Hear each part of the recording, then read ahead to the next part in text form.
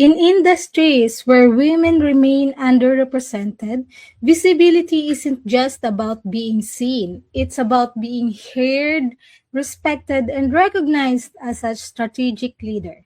Welcome to the PhD with Women on IT Hack the Future. My name is Jemille Navarosa, and today's PhD Positivity Hack delivered will be by our guest, Sheena Yap Chan. Our topic for today is titled Commanding the Room Leadership Visibility for Women in IT. Episode 210 starts here. Let me remind you this is a grassroots community that focuses on women in IT, an inclusive forum for women in technology, startups, and female leaders who are supported by men as well. And I bring heart to that hassle because empathy is my mojo, and empathy is critical in leadership visibility.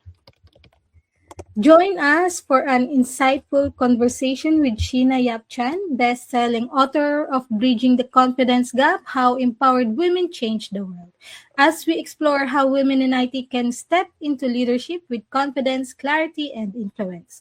Sheena is the founder of the Confidence Through Visibility movement and host of the globally ranked top 0.5% podcast, The Tao of Self-Confidence, with over 1.3 million downloads and 800 plus interviews featuring CEOs, celebrities, and cultural icons. Wow. Drawing from her groundbreaking work and visible framework, she will share practical, actionable strategies to help women build executive presence, strengthen their voice, and lead authentically. Please join me in giving a warm welcome to Sheena. Thank you so much for joining us, Miss Sheena. To start, where in the world are you today? Thanks so much for having me today. I'm currently in Toronto, Canada. Mhm. So, Sheena, you've interviewed over 800 powerful women. Wow, that's really kind of a lot, and congratulations to that.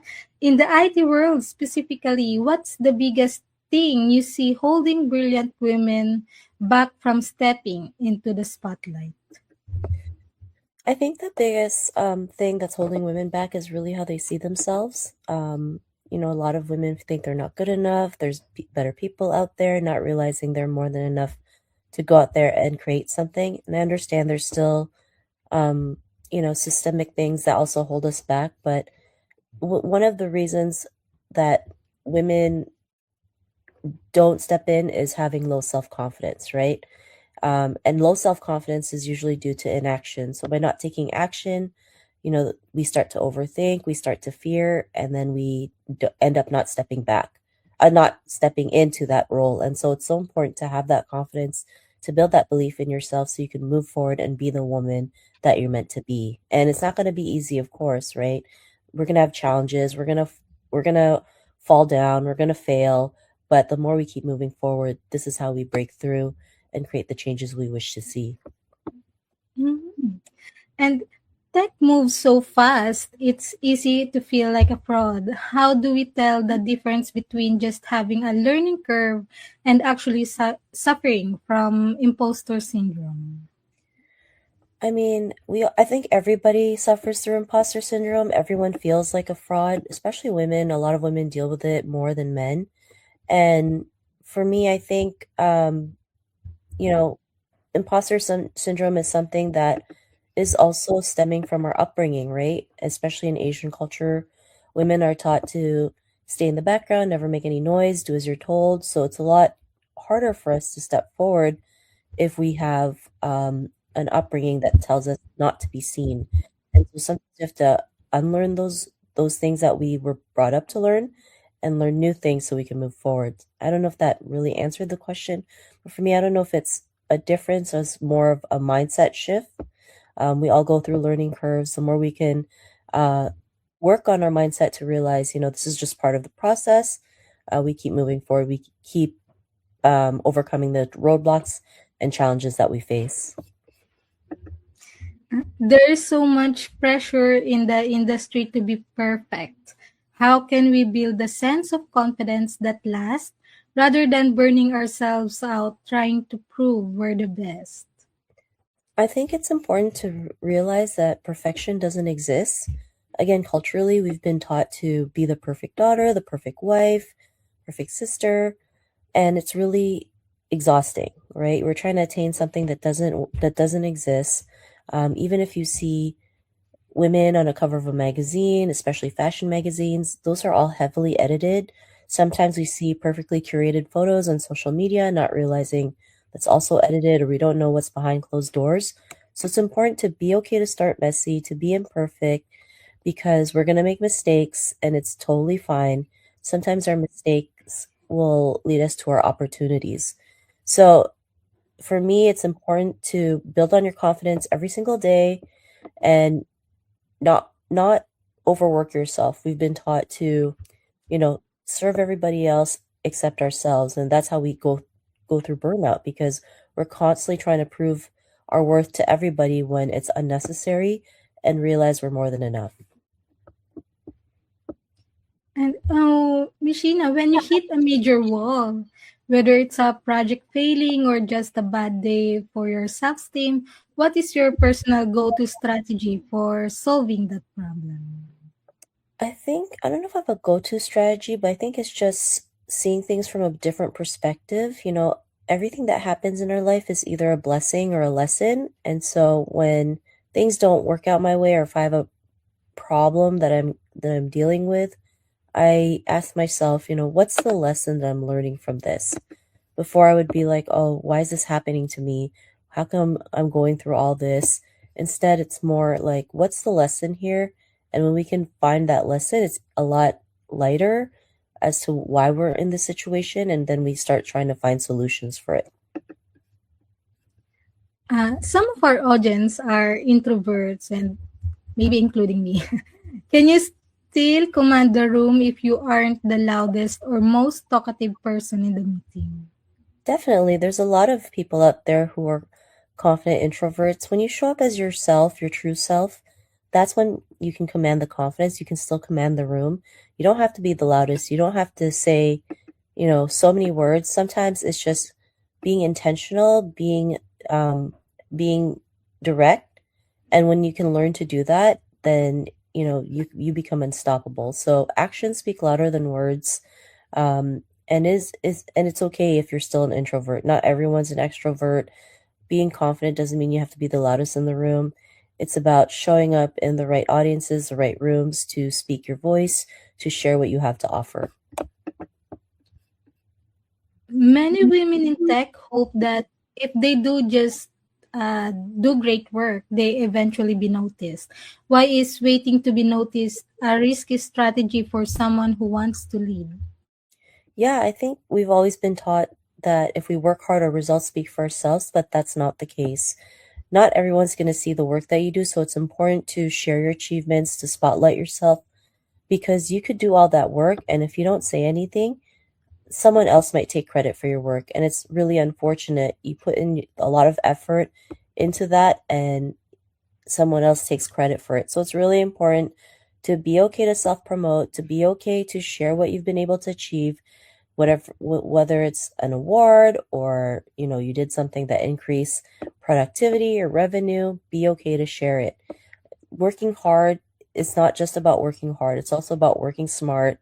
If you work hard, sometimes that's all you're seen as, a hard worker. And in tech, I know it's not always easy, right? But if we don't show up, if we don't showcase our work, if we don't share it, if we don't spotlight it, then nothing happens. So that notion that do the hard work and your results speak for itself, that's not always the case. It can be hard to explain complex tech ideas to manager or boards. How does having confidence help us keep our message simple and clear? I think when it comes to, creating a message that's simple and clear, it's going down to why you're doing what you're doing, what's problem you're solving. So when you can tell them the problem you're solving, it'll be people will be able to understand. When it comes to tech, a lot of people share, oh, that what they were able to do, what the features are. They don't usually share the result of it, right? Maybe it makes someone's life a lot easier. Maybe it increased the productivity of something. Maybe it eliminated complex processes to make things run smoother. So it's really important to share the outcome, because even if you share a lot of the tech terminology, and if someone a manager and someone on boards don't understand, then it's a lot of wasted effort. So focusing on what's the end result, showing the proof, showing the case studies, it'll be a lot easier to explain. We've all been interrupted or had our ideas explained back to us in meetings. What's a polite but firm way to take back the floor and reclaim your authority? Yeah, I think sometimes being able to say, hey, I'd love to share this. This is something that I've worked on and I know what I'm talking about. Sometimes it's okay to just take back, right? I know a lot of us feel like we need to be polite because you don't want to look like you're being too brass or too much because women have always been put labels that stops us from moving forward. But sometimes in order to dismantle these labels, we just need to be a little bit more bold and say, hey, I would love to, explain it from my own words. This is my research, and be okay with it. So I hope that kind of answered the question. Mhm. Thank you, Miss Sheena. And I'll just give you a little break. So, for our audience, if you are finding today's conversation inspiring, you absolutely need to read Sheena's book, Bridging the Confidence Gap: How Empowered Women Change the World. It is a startlingly insightful roadmap for any woman reaching for the reins of leadership. Sheena walks you through how to navigate the pitfalls of business and, more importantly, how to level up your career by increasing your courage. Whether you want to promote yourself more effectively or understand the massive benefit your leadership brings to society, this book covers it all. Make sure to grab your copy. So, Mishina, let's uh, back. Beside the technical skills, what are the top three people skills you think every woman in tech needs to really move her career forward? I think being resilient is really important, especially in tech. There's going to be a lot of things that might not go your way, and that's totally okay. And so you just have to keep moving forward, even when it looks like, it's not going the way you want it to go. Of course, having confidence is important. You have to, learn that you're more than capable to make it happen, even if you have no idea how you're going to make it happen.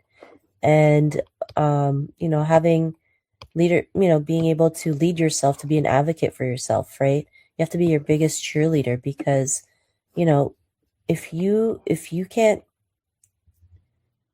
hype yourself up, it's going to be hard for you to move forward, right? So it's important to believe in yourself so that you can even take that first step toward your journey in tech. Whether someone wants to climb the corporate ladder or start their own business, what's your best advice for a woman on IT looking to take the next big leap? I mean, if they like, they can always, talk to someone, whether it's a coach, a mentor, so that they can understand what they're going into and be able to also be okay to ask for sponsorship, right? A lot of people, especially women, get mentored, but a lot of women also realize, what happens after the mentorship. So we need to have people that can help us get into those spaces as well. Visibility shouldn't just be about ourselves. How can women who have reached leadership roles help pull other women up behind them? Yeah, it's important to bring others up as you're moving up in your own tech journey or leadership journey. And so this is why sponsorship is important so that, you've molded all these women into leaders. They're ready for that leadership role. And so you're that person that can say, hey, here's a position that would work great for you. Let's give this a shot, right? Again, mentorship, is great, but if there's no sponsorship, then it's still a lot of wasted effort. Speaking of mentorship, none of us get to the top alone. Is there one person you're especially grateful for who helped you get to where you are today? And can you share a story to Yeah, us? there's not one person. I've been fortunate to have more than one person who just helped me kind of, be introduced, open that door, start that conversation. And I'm really grateful for it. Also, being part of women's communities and groups have also helped because you get to network with other people. And sometimes you don't know there's that one person there that can help you get to the next level. And so for me, it's not one specific person. It's been different people. And we have many men watching today who want to help. What can they do to go beyond just being nice and start being real champions for the women they work with? Yeah, that's a great question. I mean, it's important to be supportive, but at the same time, again, sponsorship is really important, especially if he's in a leadership position.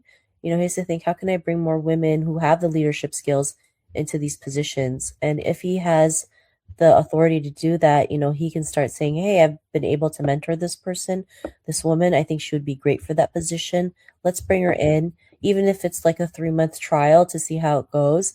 It's better than not bringing them in. So again, sponsorship is really important after you've mentored women, after you've helped them mold to be the leader that they're meant to be. Because again, if we don't have the sponsorship to help women be in these positions, that mentorship also goes to waste. And Miss Sheena, you're always working on something inspiring. Are there any new projects or books you're excited about right now that we should know about? I mean, I've just been really focused on my latest book, Bridging the Confidence Gap, since it just came out last year. So I don't have any new books right now. And then I've just been doing a lot of different speaking engagements in Canada. So yeah, just excited for anything, just excited for that. So, congratulations again to your book. And Mishina, if our listeners want to start commanding the room, not just in the office, but in their daily lives and personal relationships, what is one lifestyle habit they should start uh, tomorrow or for every day? Yeah, I think it's important to work on your mindset. Personal development every single day is important, even if it's just 5 minutes of your day, because that's going to help you train your brain to go out there and make those moves, right? Be able to command the room. So it could be listening to podcasts like this, reading books, surrounding yourself with like-minded people, watching interviews online, whatever that may look like. Really build on that personal development, because 80% of this work is your mindset, how you think, the different perceptions you see. And if you don't have, um, if you haven't done the work for it, then you're in the same position again. So you have to treat your brain as a computer hardware. If you feed it with good things, of course, your computer works well. But if you feed it with a virus, what happens to your computer? There's pop-ups everywhere. It's not working properly. Sometimes you might lose files. And so you have to treat your brain the same way. Feed it with good things so that works properly. And it doesn't mean you have to be positive every single day, 100% of the time, because that's also it's not attainable. We're going to go through setbacks. We're still going to go through self-doubt, imposter syndrome, things like that. But now you have the tools and resources to bounce back faster. That's very nice. As we are going to our the end of our show, we are always asking these questions to our guests. What is the number one book you can sit and think, "Oh, I wish I read before I started my career"? Yeah, so the one book that I wish I started before was The Magic of Thinking Big. Sometimes, especially as women, we've been taught to play small, to stay small, but really it is important to think big. And even if we don't hit that target when we start thinking big, even if we hit 60%, 80%, that's still a lot farther than zero. So that's the one book that I wish I started before like I read before I started my career, because again, 80% of this work is mindset. Let's imagine that you could meet anyone in the world for a private breakfast. Who would it be, and where would you choose to meet? Yeah, I mean, I would love to have breakfast with Michelle Yeoh. I think she's been able to accomplish so much. I know being an Asian actress in Hollywood wasn't always easy. Sometimes you might be the only one in the room. It was hard to get roles, but she kept moving forward regardless of it and was able to win, an Oscar, so many different awards, and is still out there making movies, being seen, showing up for everyone else. And would love to have, maybe a congee breakfast and just kind of chit chat about her journey and, gain any advice during that private breakfast. Oh, Michelle. So I love her movie Memoirs of Geisha. So that's one of my favorite movies. So, and lastly, can you please give us your favorite life lesson quote? Yeah, I mean, mine is really simple and short. It's start messy, right? Again, a lot of us feel like we need to be 110% perfect before we start something, when really you can just be like 51% ready and just do it. There's no such thing as that perfect moment. Life is messy. It's okay to start messy because that's how we create the action. In the book, Bridging the Confidence Gap, I talk about a strategy called Ready, Fire, Aim. So you start before you're ready, take action, and course correct as you go. And the more you keep doing that, that's how you get the results. You know, one of the biggest reasons why some of the biggest tech companies succeed is because they were able to start messy. It's because they were able to embrace failure. It didn't start 110%, 110% perfect. In fact, it probably started the total opposite. So be okay to start messy, keep moving forward, take it one step at a time. Start messy. And that's it from our 210 of the PhD live stream. Thank you to our guest, Sheena Yap Chan. To stay updated and ensure you never miss a positivity hack delivered, follow Women on IT and turn on the notifications to be alerted once the video has been released. Thank you to our fabulous team, Marian, Racy, and Natalie. As always, our positivity quote comes from positive thinking only and goes look something positive in each day. Even if some days you have to look a little harder. Today is your day to hack the future, hack the positivity you want. Thank you.